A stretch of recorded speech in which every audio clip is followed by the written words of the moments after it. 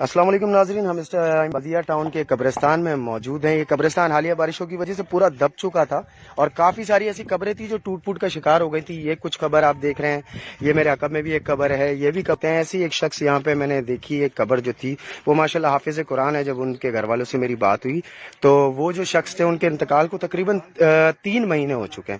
یہ ان کے لوائقین بھی یہاں موجود ہے قبرستان میں۔ 3 مہینے سے زائد اس قبر کو ہو چکے ہیں۔ کتنے مہینے ہو گئے تھے بھیا؟ 4 مہینے میں 10 دن کم 4 مہینے میں 10 دن کم ہو چکے تھے اس قبر کو، اور یہ بارشوں کی وجہ سے ٹوٹ گئی تھی۔ آپ کو میں دکھاتا چلوں کہ یہ قبر کے اندر آپ دیکھ سکتے ہیں، یہ ماشاءاللہ سے قبر کے اندر کفن جو ہے وہ بھی ذرا سا میلا نہیں ہوا ہے، اور ماشاءاللہ سے قبر کے پاس سے اتنی خوشبو آ رہی ہے۔